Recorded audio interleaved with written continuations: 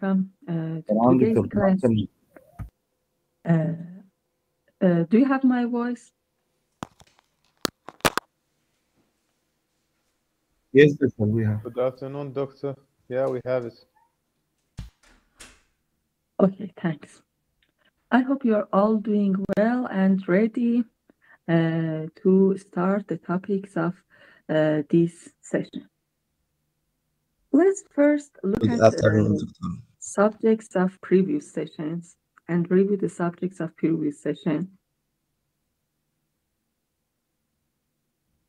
Okay, in a previous session, we talked about random variables. We said that a random variable is a function from sample space to real value line.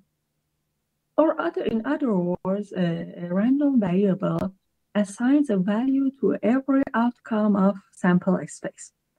We said that we must pay attention to the type of random variables. Random variables may be discrete or may be continuous. To fully understand a discrete random variable, we introduce the probability mass function or PMF. PMF is a simple function. PMF is very simple. At every point, PMF of a random variable determines the probability that that random variable is equal to that value. For example, the PMF for this random variable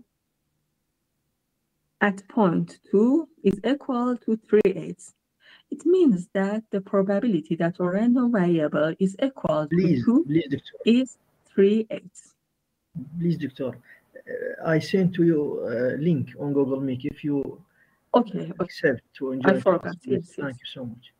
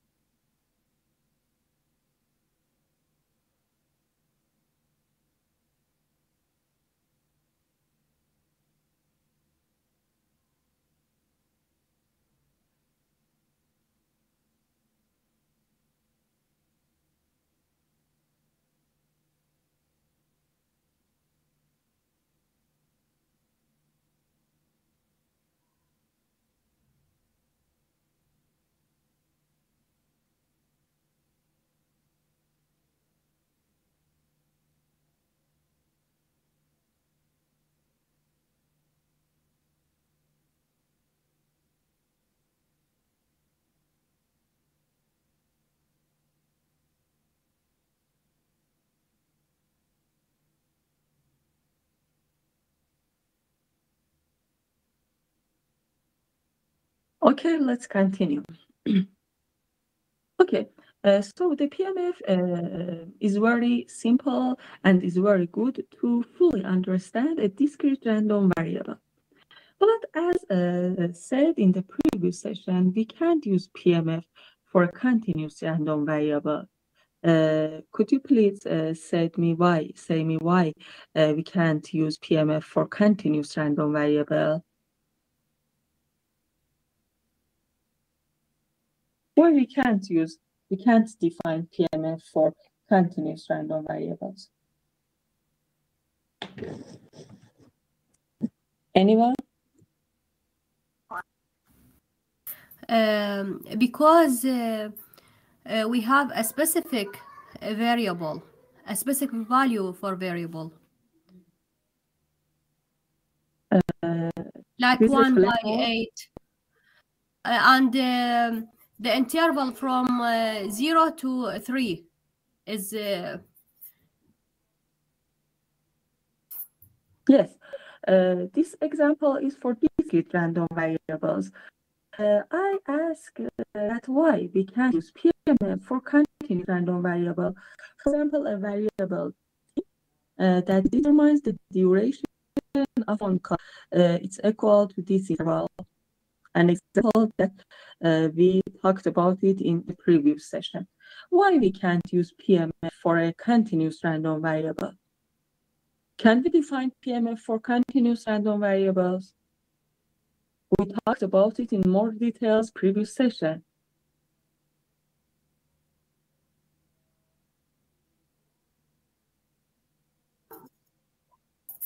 As we mentioned in previous sessions, we can't use PMF for continuous random variable because if x is a continuous random variable, the probability that x is equal to the special value, for example, x is equal to 0, is 0 for continuous random variables.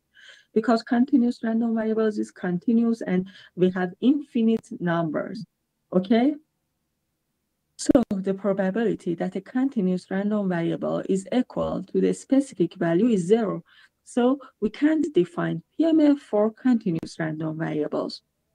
And instead, we defined a CDF cumulative distribution function. This function can be used for discrete random variables and also for continuous random variables. What's the meaning of CDF at a special point? CDF at a point x is equal to the probability that a random variable is less than or equal to that value, here x. Okay, this is the meaning and definition of CDF function. CDF function at a specific point is equal to the probability that a random variable is equal to or less than that value.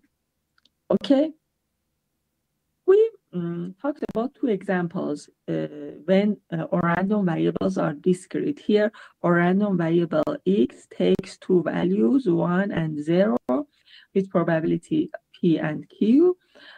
We talked about the CDF of these random variables, and we proved that the CDF of this random variable is like this.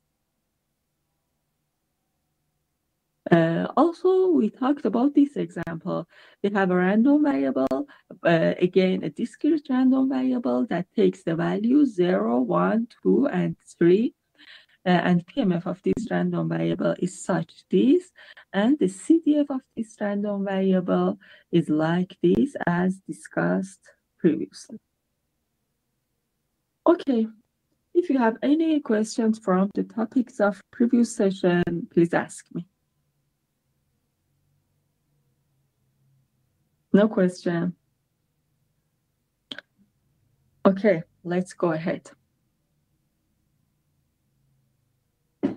Here in this slide, we discuss about CDF for a continuous random variable.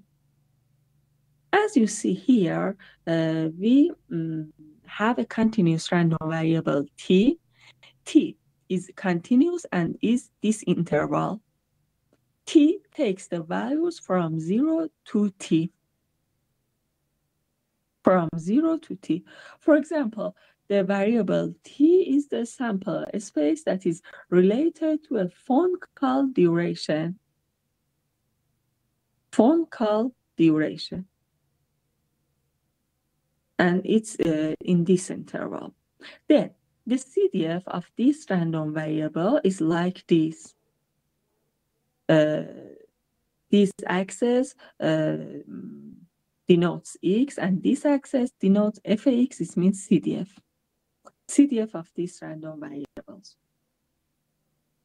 It's clear that for a negative value, for example, -1, CDF is 0 because CDF means CDF at -1 is equal to probability that a random variable. Here, the name of random variable is t. T is less than or equal to -1. T is the duration of a phone call, and it's between 0 and t. So the probability that t is less than -1 is equal to 0.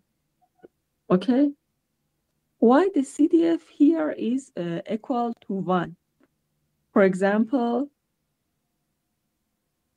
here, CDF at a point t plus 1 is equal to probability that t is less or equal than t plus 1.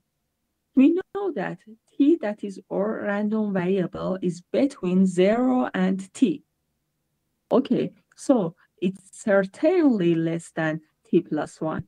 Okay, so the probability that t is less than or equal to t plus 1 is 1. Okay, Any question? You can see that the CDF for discrete random variables is like this figure, is staircase. Okay? Also here, we had a discrete random variable and the CDF is staircase. But for continuous random variable, the CDF function doesn't have a form of a stair. Okay? Any question?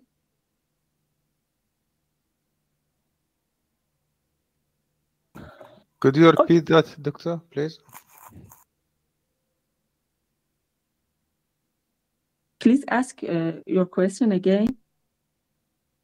Could you repeat it, this continuous? Yes, yes, certainly. Okay, in this slide, we describe the CDF of a continuous random variable. As we said before, the CDF can be defined for discrete random variables and continuous random variables. So in this slide, we focus on continuous random variable. We have a continuous random variable that is related to phone call duration. Phone call duration T is in this interval, it's between 0 and T. And the CDF of this continuous random variable is such this. As you can see in this figure, the CDF is not a staircase. When we are faced with discrete random variables, or CDF is a staircase. You can see in these two examples, the CDF is a staircase. But here in continuous case, the CDF is not a staircase. And we can study this CDF more. For example, we compute the CDF at negative values. For example, we can compute the CDF at -1. What's the meaning of CDF at -1? We remember that the definition of CDF is like this. So CDF at every point is the probability that X is less than or equal to that point. So CDF at -1 is equal to the probability that our random variable is less than or equal to -1. Okay, pay attention that our random variable is between 0 and T. So the probability that our random variable is less than -1 is equal to 0 because our random variable is not in this interval. And also, we compute the CDF as at this point, a point that is greater than T. For example, T plus 1. Again, we write the formulation of a CDF. CDF at a point T plus 1 is equal to the probability that our random variable is less than or equal to T plus 1. Our random variable is always in the interval, in this interval is between 0 and T. So it's certainly less than T plus 1. So the probability that T is less than or equal to T plus 1 is equal to 1. Okay? Any question? Thank you. You're welcome. Let's start the next slide. What's this slide? What's the topic of this slide? In this slide, we talked about some properties of CDF function. Properties or characteristics of CDF function. CDF functions have some properties. 5 of main important properties are listed here. CDF functions for every random variable in negative infinity is equal to 0. CDF functions always at positive infinity is equal to 1. CDF function is an increasing function. It means that if x2 is greater than x1, certainly CDF at x2 is greater than or equal to CDF at x1. Probability that x is greater than a specific value is equal to 1 minus fx. And the probability that a random variable is an interval between x1 and x2 is equal to fx2 minus fx1. These 5 properties are 5 main properties of CDF functions. But let's prove some of them. For example, at first we want to prove that CDF at negative infinity is equal to 0. Why always CDF value at negative infinity is equal to 0? Because CDF function at negative infinity is equal to this. Probability that a random variable is less than or equal to negative infinity. So it's clear that the probability that a random variable is less than negative infinity is 0. A random variable can takes values from negative infinity to positive infinity. But the probability that a random variable is less than negative infinity is equal to 0. Okay, any question?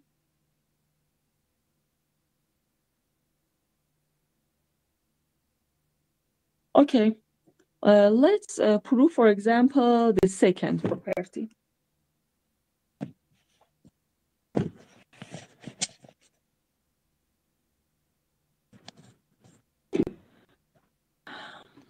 Second property, CDF function at infinity. It's equal to probability that a random variable is less than or equal to infinity or positive infinity. Okay, it's clear that the probability of a random variable is less than infinity is equal to 1 because every number is less than infinity. Okay, so certainly a random variable is less than or equal to positive infinity. So we can prove these properties very simply. Okay, let's for example prove the fifth properties. Sorry, doctor. Okay. Point number 1 and 2, it's improvement of the properties of omega equal t 0. T between 0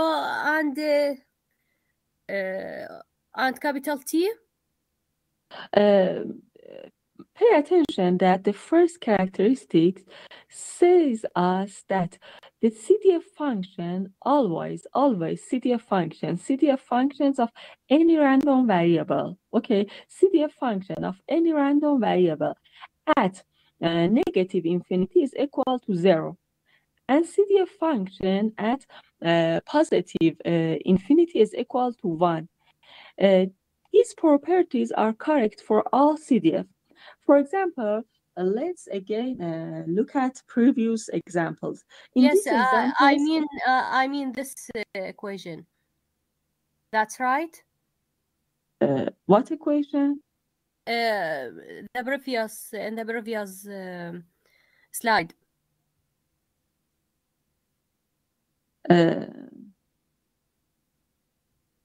Yes, this omega equal t. This slide? Yes. From yes, 0 to t capital. Yes, t is between 0 and t. Okay. That means the point 1 and 2. Okay.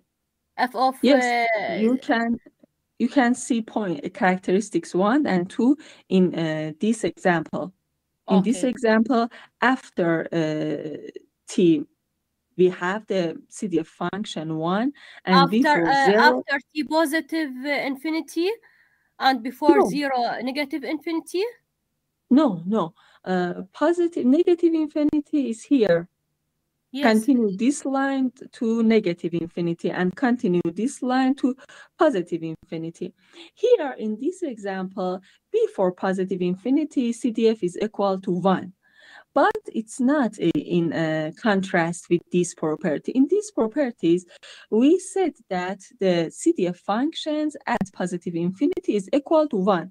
But it doesn't mean that before positive infinity, the CDF function can't be equal to 1, okay? Okay. Maybe before positive infinity, like this example, before positive infinity, the CDF function reaches to value 1, okay? Also in these examples.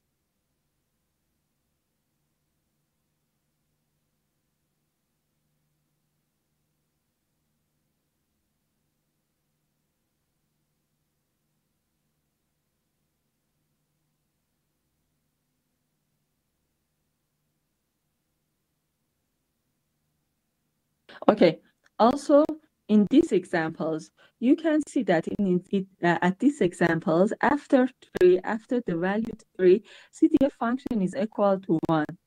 And in this example, after 1, for x greater than 1, the CDF function is equal to 1. But in these characteristics, we mentioned that we note that the CDF function at positive infinity is always equal to 1. Okay. And CDF function at negative infinity is always equal to 0. Okay. Do you have my voice? Yes, doctor. Yes, we have it. Okay. Yes, doctor. Okay. Okay.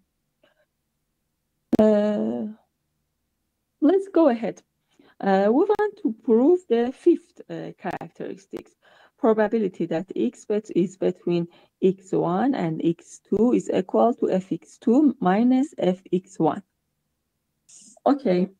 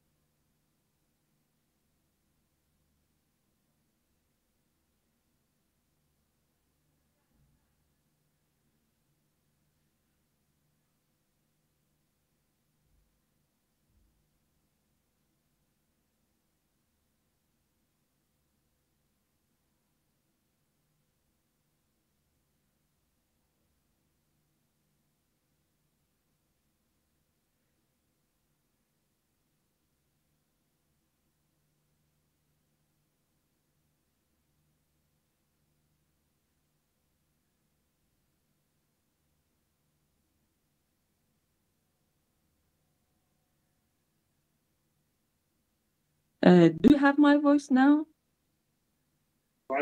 Yes, we have. Okay.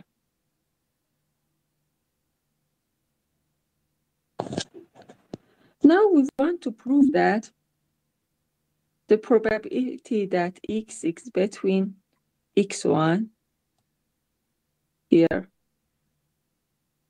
and x2 is equal to fx2 minus fx1. Okay, what's the meaning of fx2? fx2, through the definition of CDF function, is equal to this value. And what's the definition of CDF function at x1? Through the definition of CDF function, we have this statement.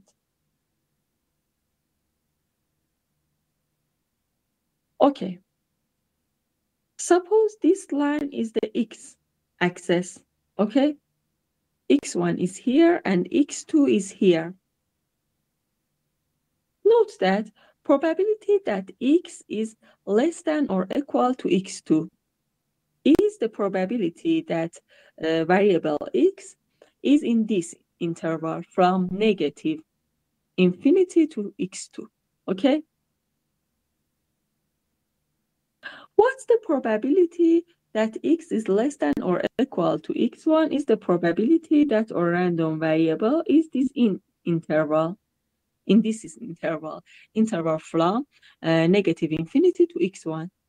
So what's the probability of x, this probability minus this probability? It means the probability that the random variable x is in this interval. Okay?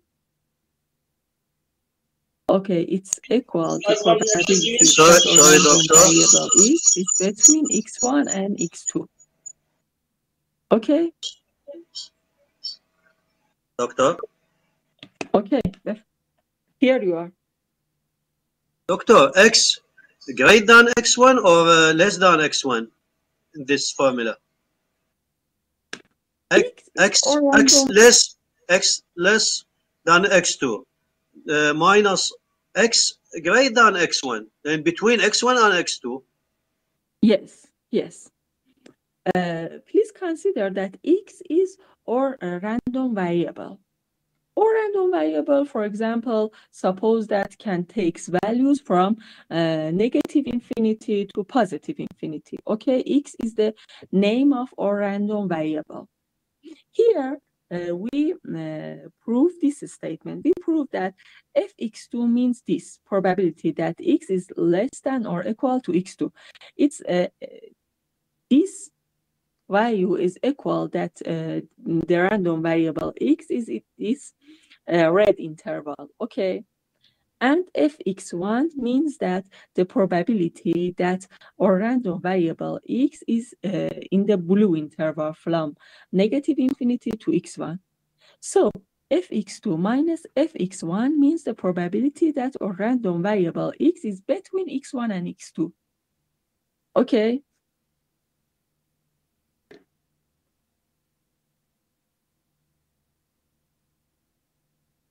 Okay, any question? If we reduce, in other words, if we reduce the probability that x less than x1 from the probability that x is less than x2, we obtain the probability that x is between x1 and x2. Okay. Any question? Is it clear for you? Yes, doctor, clear. Okay. Excuse me, doctor. Okay, here you are. How the question will become in this case? Questions may be very different. You should be familiar with the properties of CDF functions. For example, perhaps a question may be to the proof of these properties, or you may use these properties in some examples. Okay. The questions are very different, and a wide range of questions can be from these subjects. Okay. Any question? I suggest you that you prove property 3 and property 4, okay? I prove property 1, 2, and 5. You, for example, prove property 3 and property 4 for yourself. Yes, you should be familiar with the proofs for the exam, okay? So maybe in a 3 we can use maybe negative infinity and positive infinity? In what property you mean? When you... If I did third one, maybe f of x1 it's equal to a negative infinity, then it will be less than f of x2 that's equal to positive infinity. So that's mean we are start from 0 to 1. I don't have your voice well. Please I type meant or the third point. You hear me now?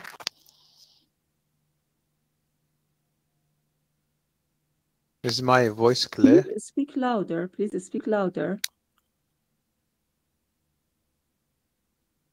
Okay, Now it's okay? here you are. Please speak louder. Just 1 minute, please. Also, you can type your questions at chat.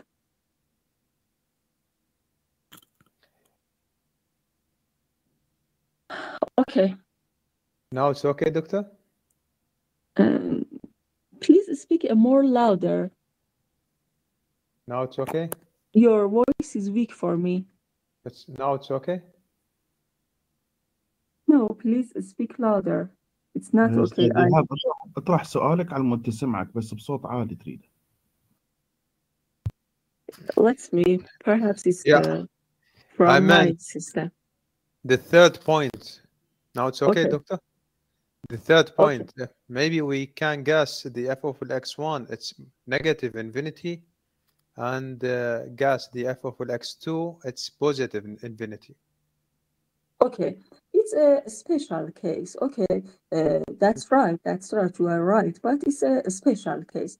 You should prove this formulation, these characteristics for all x1 and x2. Okay, that's right. You are right, but it's a special case. Okay. Okay, thank you. Okay.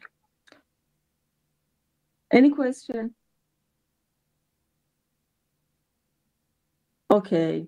And in this session, we talked about a continuous random variable and the CDF of a continuous random variables.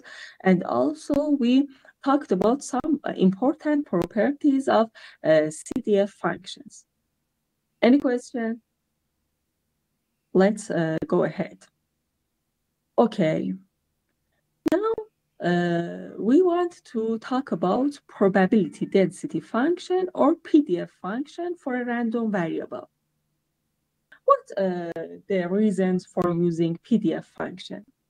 Okay, please note that CDF function is not straightforward. Okay, working with CDF function is a bit hard because it's a bit hard for us to think about the concept of CDF function. We know that CDF function at every point specifies the probability that a random variable is less than or equal to that value. For example, the CDF function at a point t1 determines for us the probability that a random variable is less than t1. It's not straightforward. It's a bit hard to think about this. But PMF function is very simple. Here we have a PMF function. PMF function is very simple and straightforward. We know that the PMF function at every value indicates the probability that a random variable is equal to that value. Okay, so we want to define a function for continuous random variables that is straightforward like PMF. So we define CDF function. We use this notation fx for PDF function. It's the derivative of CDF function. As you can see in this formula, if we take the CDF function, we can obtain the PDF function. Or in opposite, the CDF function is the integration of PDF function. If we integrate PDF function from negative infinity to a special value x, we obtain the CDF function. Okay. We discussed about CDF function before. Suppose that we have this CDF function for call phone duration, okay? Now, to obtain the PDF function, we should take derivative from CDF function to obtain the PDF function. Okay, what's the derivative of this function f(x) in this interval? In this interval from negative infinity to 0, what's the derivative of this function, this CDF function? Can you say? What's the derivative of CDF function in this interval? 0. Yes, yes. When a function is constant, its derivative is equal to 0. So the PDF function in this interval is equal to 0. Also in this interval, from t to positive infinity, what's the derivative of this function in this interval from t to positive infinity? 1. 1. Other students?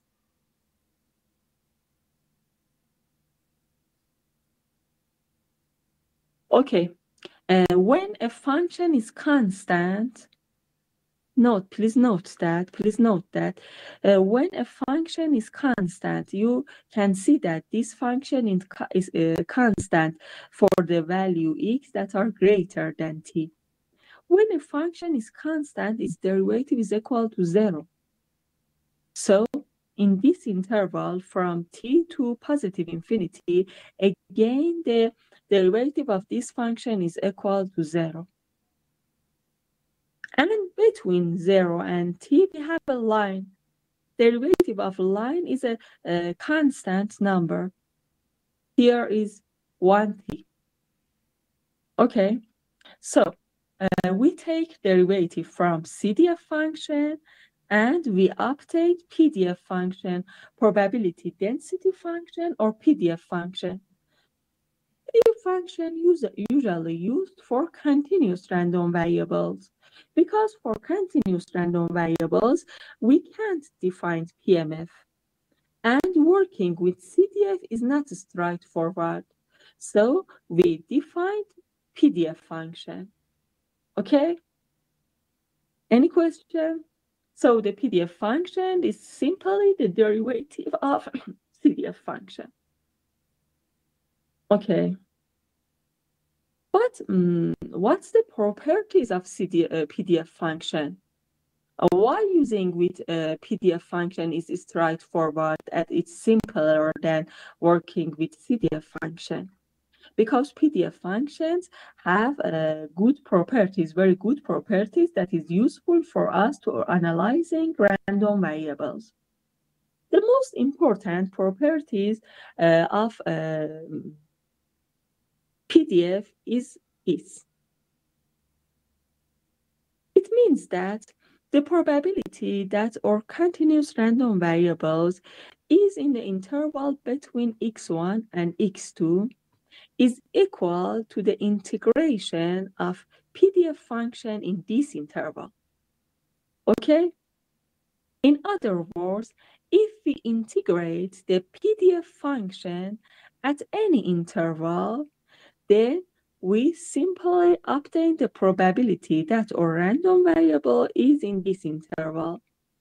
Okay, so if we want to compute the probability that our random variable is between x1 and x2, we simply integrate the PDF function in this interval.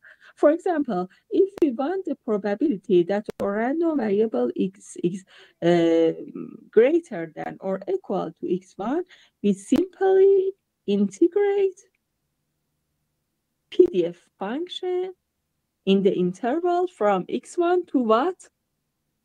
What should I write in here? In the upper bound of this integral?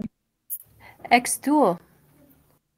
x2, here we want to compute the probability that x is greater than x1, not less than x2. Okay, X, okay. X. From x1 to x. X is, again, I repeat that we want to compute the probability that x is greater than x1. For example, here, we want the probability that our random variable is greater than x1. It means that this interval from x1 to to Infinity. where? Infinity. Infinity yes. or yes, Yes. infinity. Positive infinity. Yes. Or if we want the probability that a random variable is less than or equal to x2. x2, for example, is here. I want the probability that a random variable is less than or equal to x2. Okay? From Can x you say to infinity. minus infinity. What I should write here? What is the lower bound of X2. this integral? Positive infinity. From x to Positive x2. infinity. No. X2 no. Here and here. What I should From positive write infinity to here? x. Positive X2. infinity, no. X2. Less than x2. I From have less x than to x2 to infinity. negative infinity to x2. Okay? x2. If we want to probability that a random variable x is between, for example, x3 and x4, I should integrate the PDF between x3 and x4. Okay? So this property is the most important property of PDF function. If we integrate PDF functions on any interval, we can obtain the probability that a random variable is on that interval. Okay? Any question? One of the students wants repeating the meaning of PDF. I again explain PDF. PDF is simply obtained by taking derivative from CDF. We now, in previous slides, talk about CDF. So you know the CDF functions. If you take derivative from CDF function, you obtain the PDF function. The main property of PDF function is this property. If you integrate PDF functions between x1 and x2, then you obtain the probability that or the random variable, that your random variable x is between x1 and x2. Okay? Any question?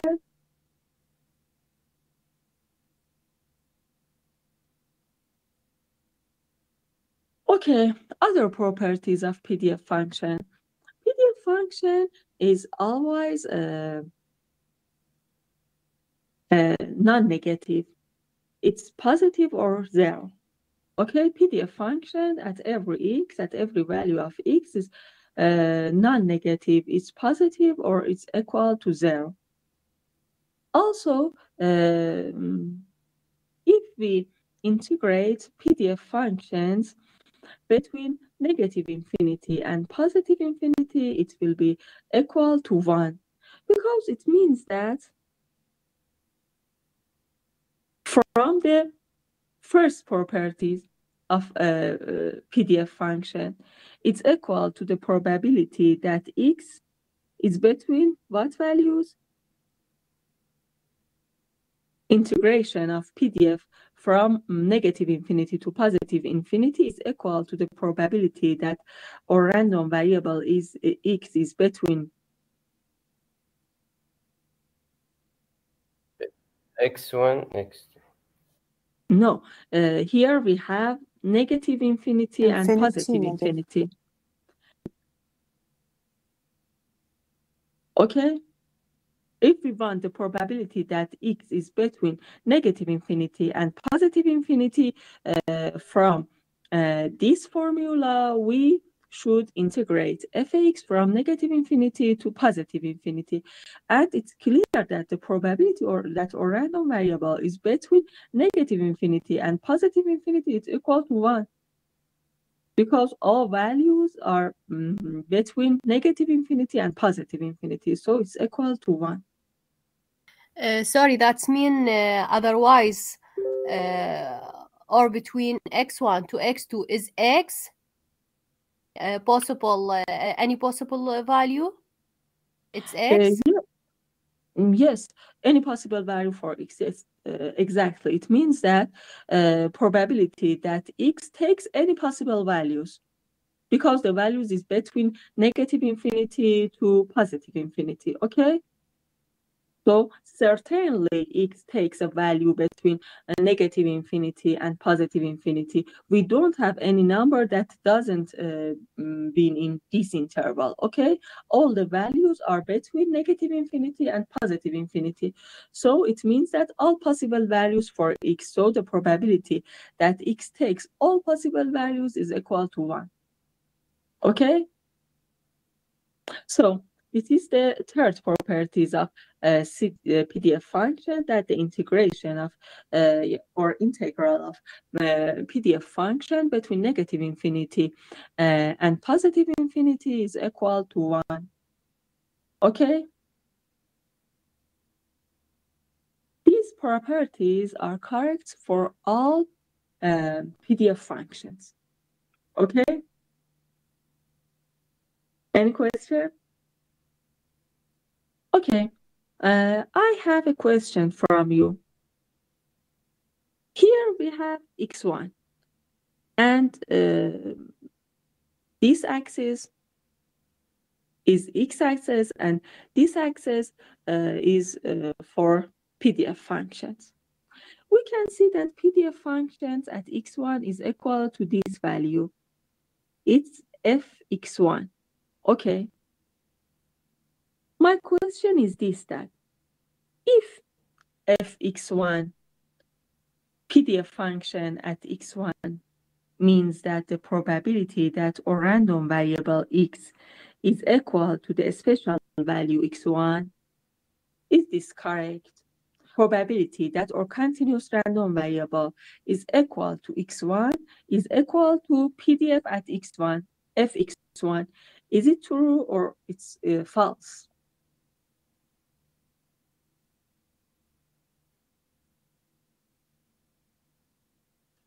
I thought it's true, because you say from negative infinity to x is 1. Yes, but it's not related to this.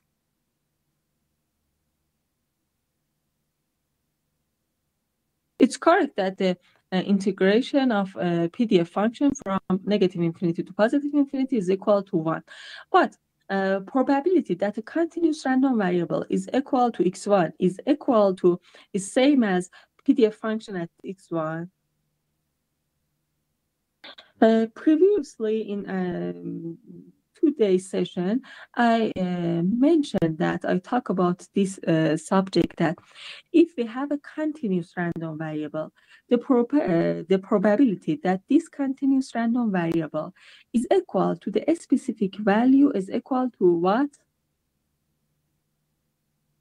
Probability, again I repeat, probability that a continuous random variable is equal to the special value, here x1.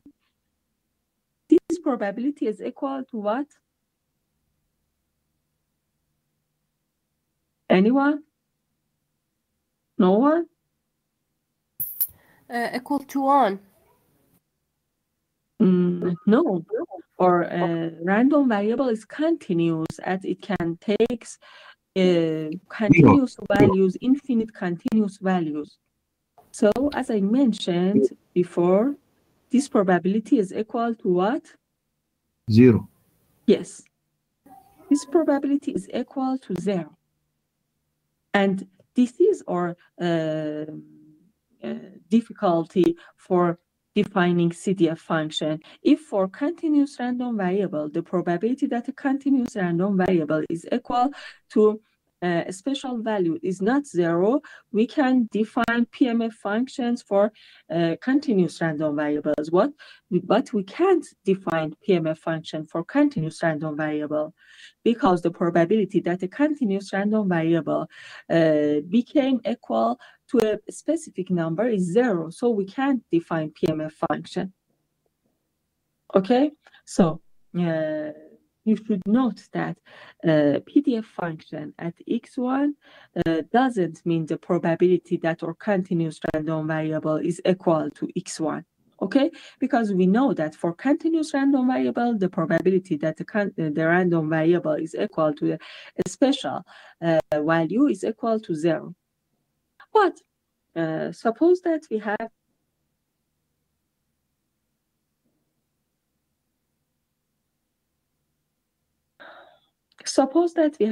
such PDF, the PDF or PDF function or f(x), and this axis is for x. Okay. Suppose x1 is here and x2 is here. We can see that PDF at x1 is greater than PDF at x2. Okay?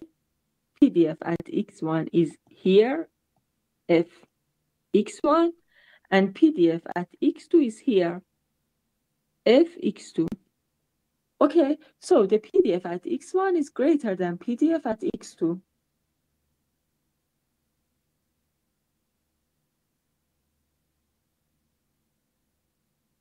If we can say that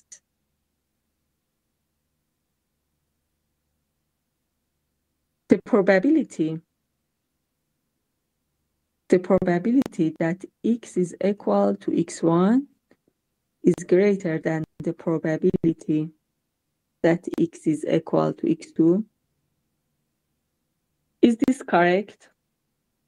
Is this inequality correct?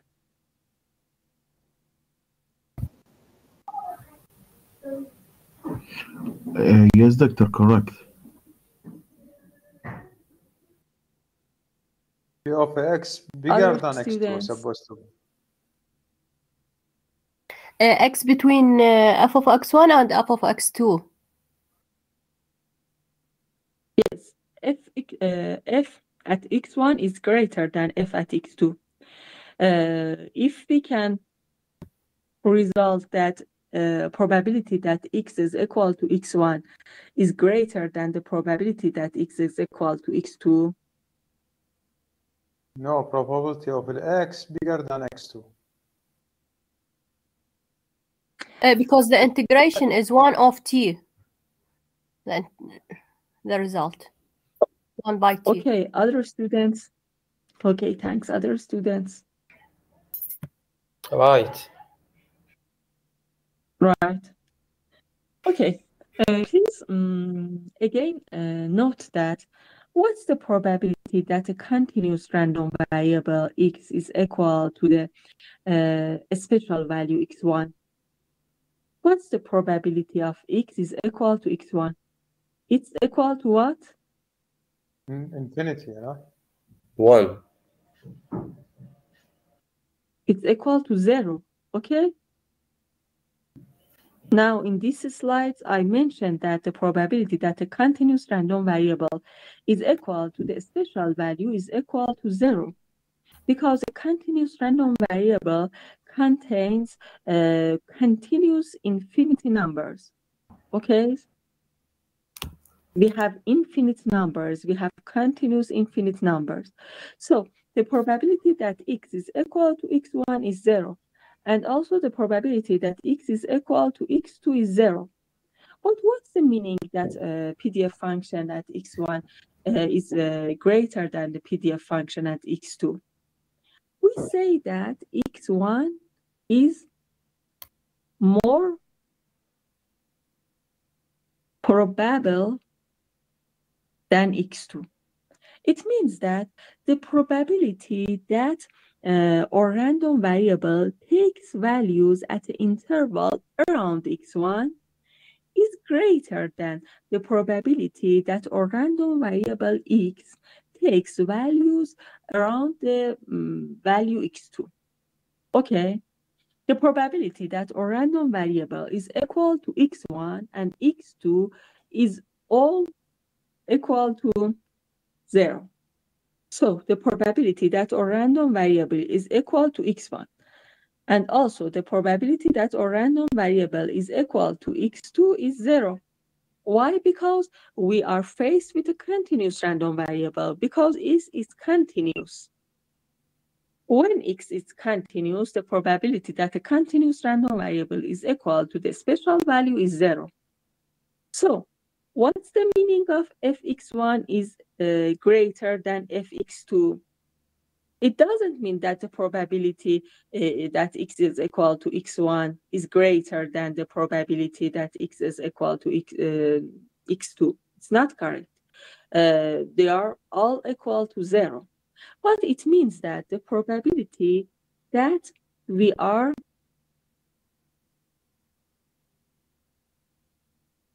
in the around of x1, from x1, for example, to x1 plus delta x, okay, is greater than the probability that our random variable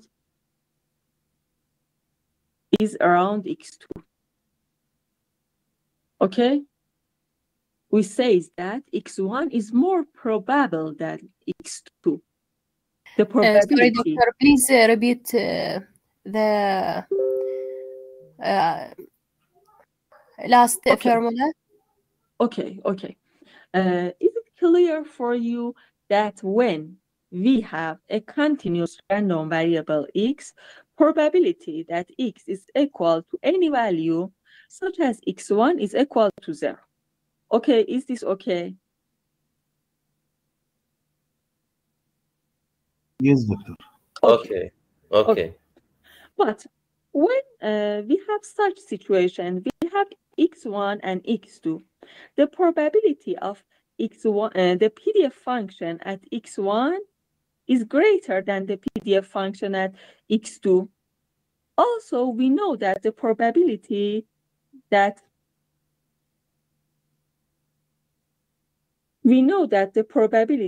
x is equal to x1 is 0. Also, the probability that x is equal to x2 is 0.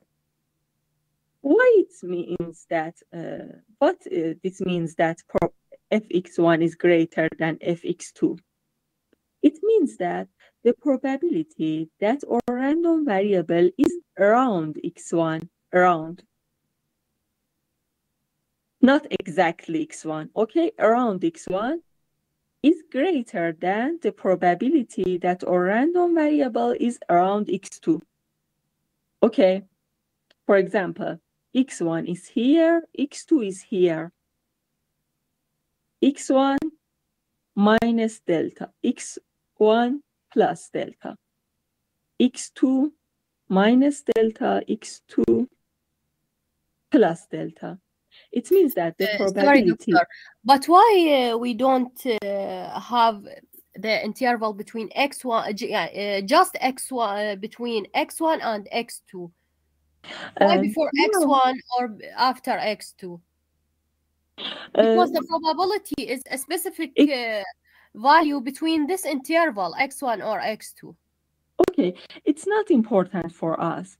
We now want to analyze the concept of PDF function. Okay, x1 may be here, x2 may be here, x1 and x2 may be near each other or maybe far each other. We want to analyze PDF function. We want to analyze... That means we have any possible value between this x1 and x2 may have any possible values, but we suppose that if x1 is greater than f at x2. Okay, so we now want to analyze what it means that f at x1 is greater than f at x2. Okay, if probability that x is equal to x1 is 0 and probability that x is equal to x2 is also 0, what means that PDF function at x1 is greater than the PDF function at x2? We want to analyze this inequality, okay? For every x1 and x2 that this is correct. Okay, it means that, as I said, suppose x1 is here and x2 is here. When f at x1 is greater than f at x2, it means that the probability that our random variable takes a value around x1 is greater than the probability it's x2.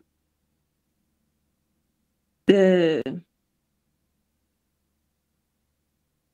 greater than the probability that the random variable takes the values around x2. Okay? Okay? Any question?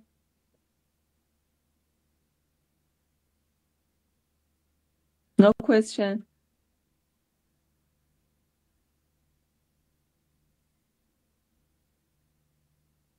No question?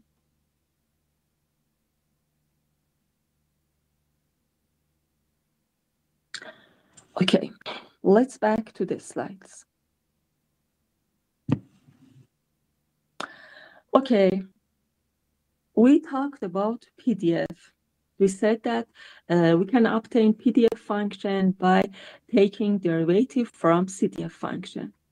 We said that PDF functions has this main property that if we integrate PDF function in any interval, we obtain the probability that a random variable is in that interval. We said that PDF function is always non-negative, and and the integral of PDF function from negative infinity to positive infinity is equal to 1. And we also note that for continuous random variable, the probability that continuous random variable is equal to any value is equal to 0. But when the PDF functions for continuous random variable at x1 is greater than x2, it means that x1 is more probable than x2. It means that the probability that a random variable takes values around x1 is greater than the probabilities that the random variable takes the values around x2. Okay, any question? Let's go ahead. Okay. Okay. Now we want to discuss about experimental PDF or histogram. Okay, we want to talk about histogram. It's a very important topic in data analysis and different fields of computer engineering. What is a histogram or experimental PDF? Okay. Please note that in real-world applications, we are faced with some data. For example, we collect the data from call phone duration. Okay. We aggregate data from call phone duration. For example,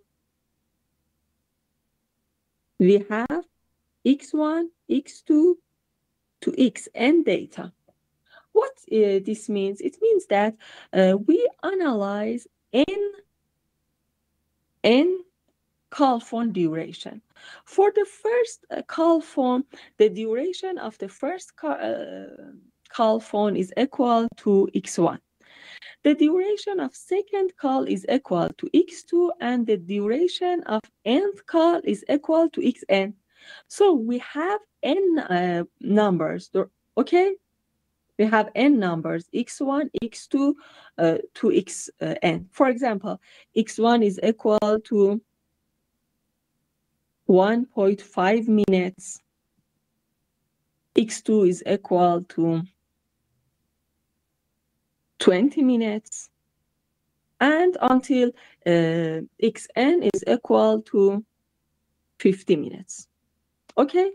We have n numbers that are the duration of n calls. Okay? Is it clear? So we have this number, for example, yes. n. For example, n is equal to 10,000. Okay, we have 10,000 data. And we want to have a good sense about the distribution of this data. Okay, we can look at these values, 1.5, 20, for example, 21, 30, to 50 minutes. Okay, we can look at these 10,000 values, but it doesn't make sense, a good sense to this data. But we want to have a more sense about data, a better sense about the distribution of this data. Okay. So we visualize this data using histogram. We use histogram and we plot histogram for this data to have a good sense about the distribution of this data. Okay, but how we plot the histogram for this data? First of all, we sort the values.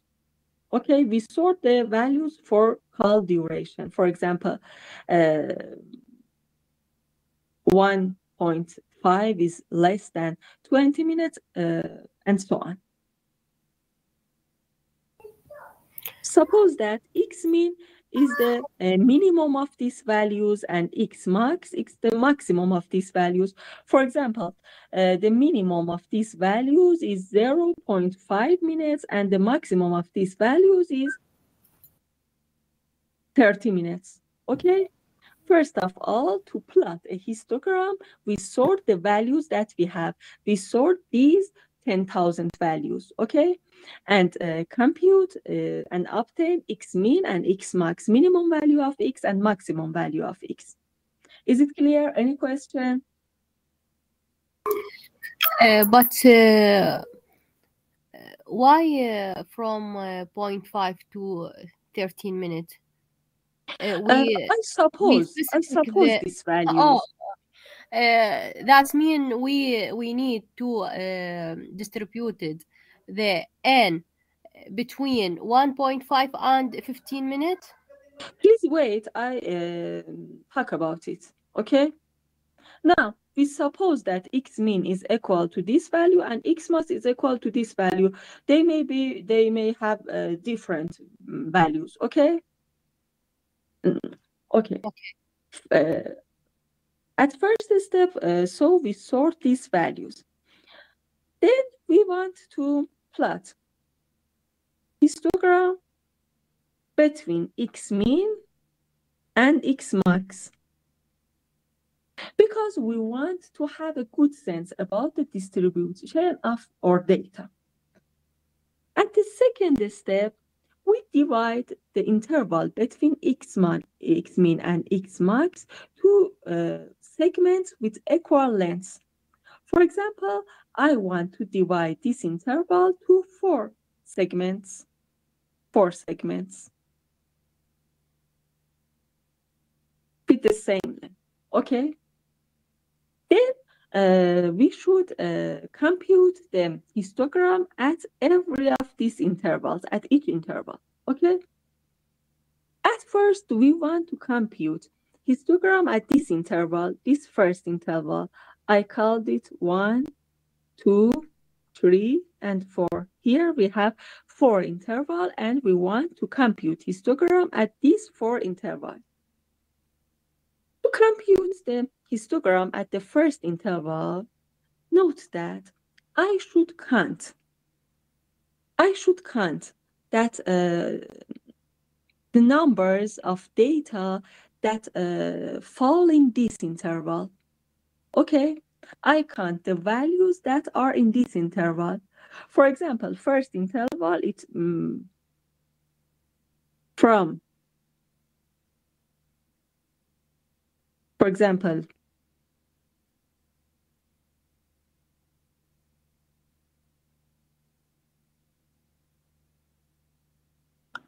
it's just for example. I count that what numbers in these data, in between these 10,000 data are in this interval.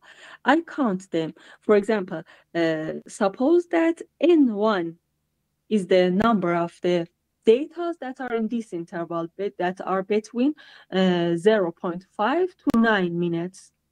Okay? Then the histogram in this interval is equal to N1. Okay. For the next segment, for the second segment or segment 2, for example, it's from 9 to 80. Then I count what numbers in our data is in this interval. I count the number of them. Suppose that N2 determines the number of data that are in this interval. They calls that the duration is between 9 and 80. Again, I want to plot the histogram in the segment 3. I count the data in this interval. For example, it's equal to N3. And finally, to plot the histogram at the fourth interval or fourth segment 4, I count the data in this interval. Suppose that it's equal to N4. This is the histogram of our data. And this histogram gives us a very good sense about the distribution of data. Okay? Any question? Okay, Victor. Okay. Here you see the histogram of, for example, for a random variable. This red plot that now it's blue is the histogram of the data. So the histogram gives us a good sense about the distribution of data, and we visualize the data. Instead of looking at 10,000 values, when we look at the histogram of data, we give we have a very good information about the distribution of data. Okay? Any question? Let's go ahead and look at some examples about histogram of data. Here, this axis determines the number of data. Here we have 10,000 data. And this axis determines the value of data. So we have 10,000 of data, and the value of data is in this axis. Okay? And here we have the histogram of this data. First, we find X mean. For example, X mean is here, and X max, for example, X max is here. Here is X mean. Here is X max.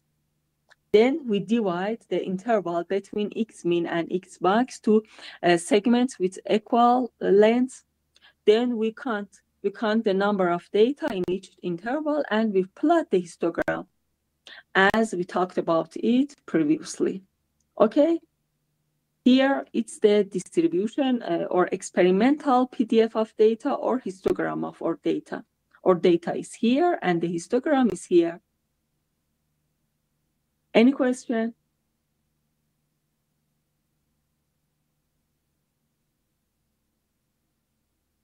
Also, here we have an image. You can see the image as a matrix. You know that. The images are matrix.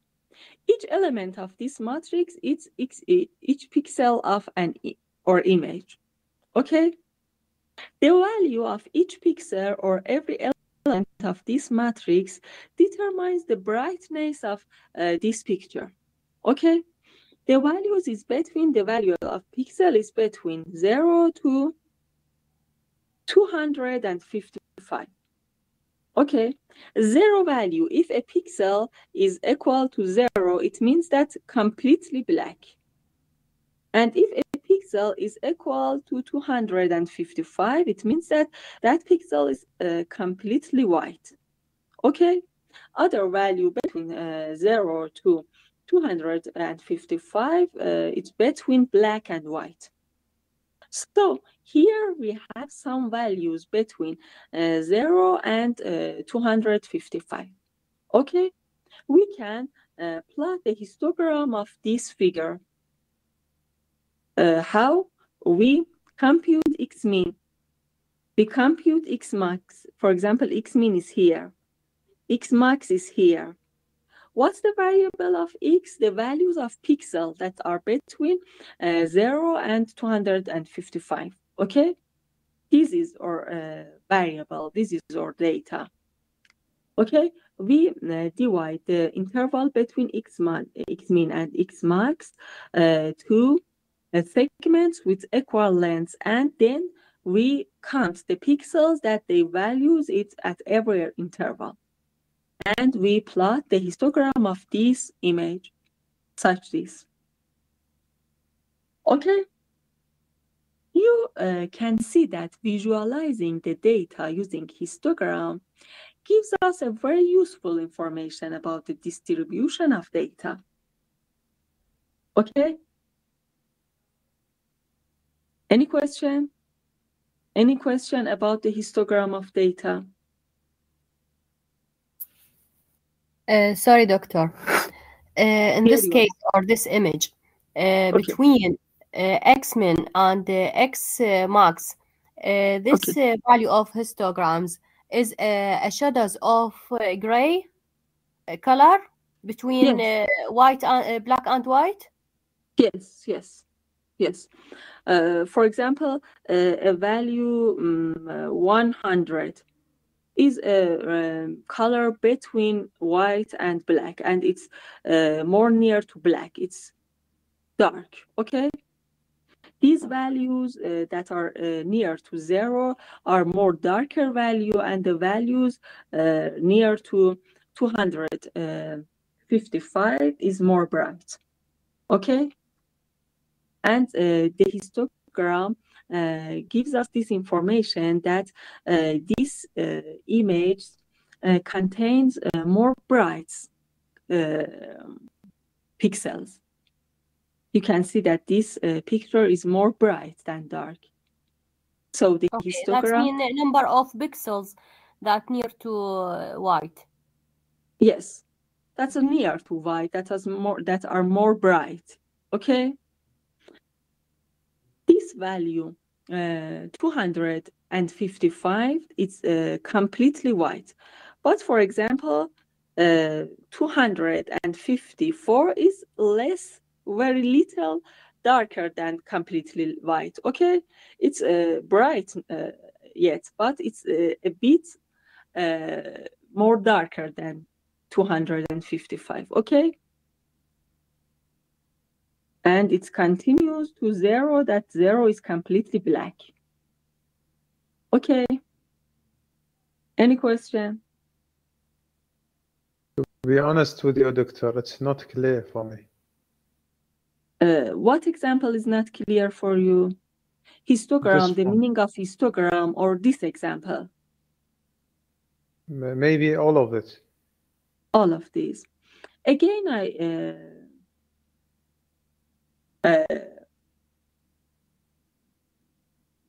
explain for you how we can plot a histogram. Okay.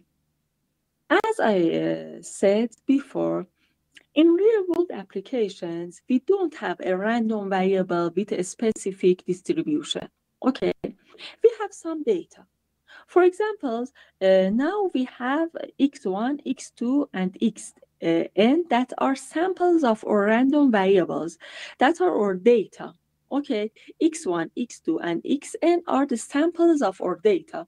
For example, in this example, we suppose that they are called phone durations. Okay, we have 10,000 numbers that are duration of 10,000 calls. Is it clear until now? Is it clear? The students that ask a question.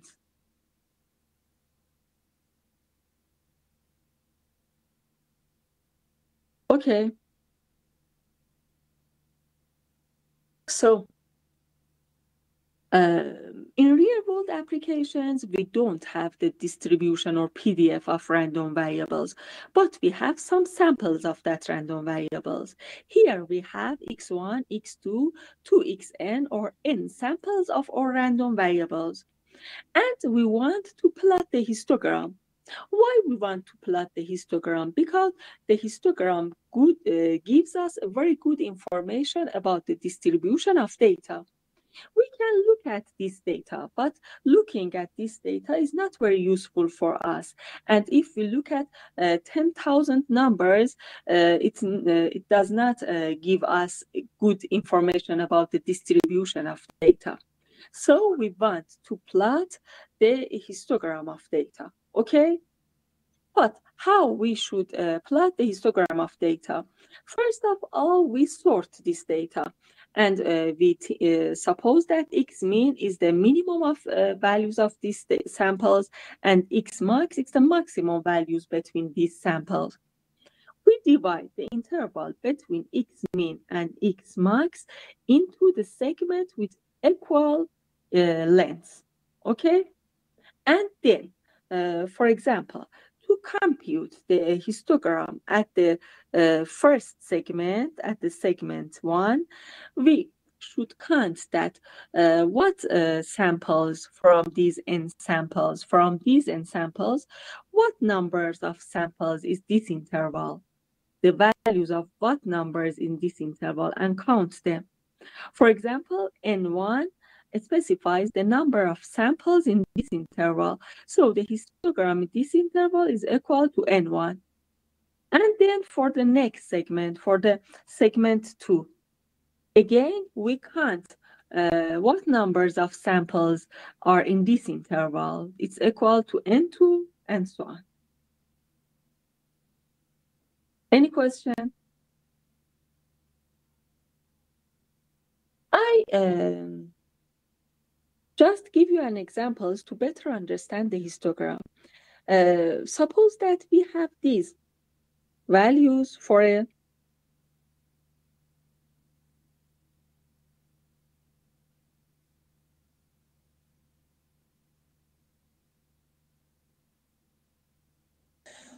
think that please suppose that these are the values that are random, that the samples of random variables have. For example, it's x1, x2, x3, and xn. We want to plot the histogram of these values. Okay. First, we sort these values. X mean is equal to 1, x max is equal to 5. So x mean is here and x max is here. And we want to divide this interval into 3 segments.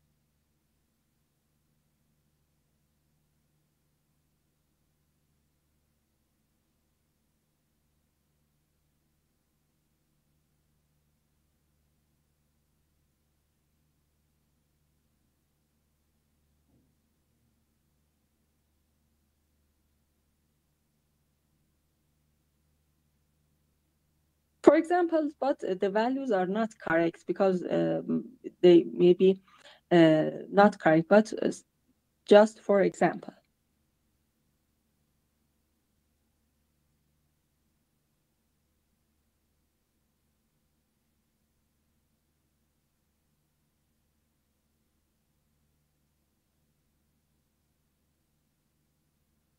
For example, these values. To plot the histogram, we should count what values are in this interval between 1 and 2.3. This value 1, 2, 3, 4, 5. So the histogram here is equal to 5. What values are between these values are in these intervals? 2.3 and 3.6. Only this value. So the number is 1 and the histogram is equal to 1 in this interval. And again, what values are in this interval between 3.6 and 5? 1, 2, 3 values are in this interval. So this is the histogram of this data. Okay? Is the meaning of a histogram clear for you now? Any question?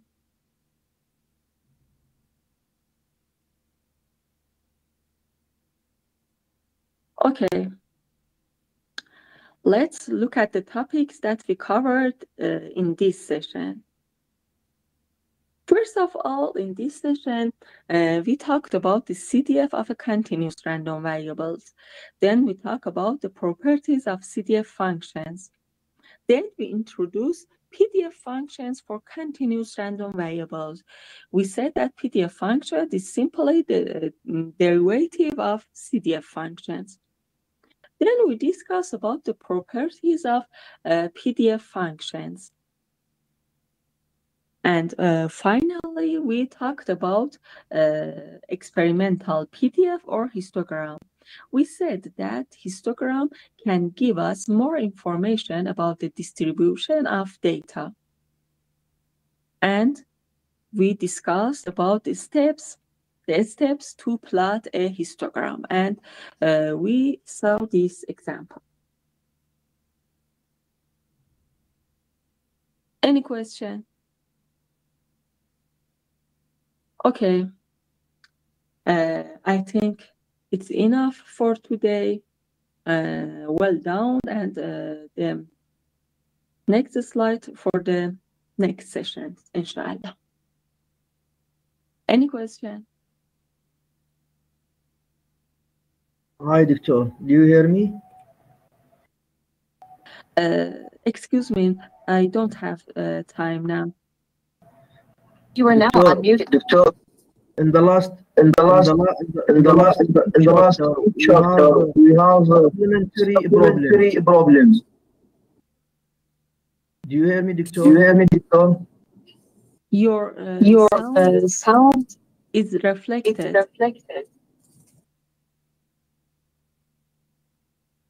Please chat. Do you hear me? Doctor. Do you hear me, Doctor? Okay, here you are. In each chapter, in the last of each chapter, Doctor, we have supplementary problems. I determined for you. Are those important to solve it, Doctor? Okay, now we don't have access to your second reference that I said that you should read it. I determined the chapters for you and uploaded the information in courses. Okay? Yes, Doctor. Yes, we get it. We get the slides. No, the information about the chapters that you should read for exam. Okay? Also exercise. Also important exercise, Doctor. Yes, your workbook have many exercises. Yes. Okay. Thank you, Doctor. I will upload. I didn't upload yet. Okay. I uploaded. So please, Doctor, could you give us the specific exercises? So the important exercises. Okay. Because we have no enough time the to read important everything. exercises for you. Yes. I uploaded the workbook, but I didn't upload the related questions. Okay. I will upload it. The related exams and the numbers of the exam that you should study. Thank you. Any question? So much. Thank you. Any question? Well done. في أمان الله. Thank you, Doctor. في أمان الله, Doctor. Thank you so much.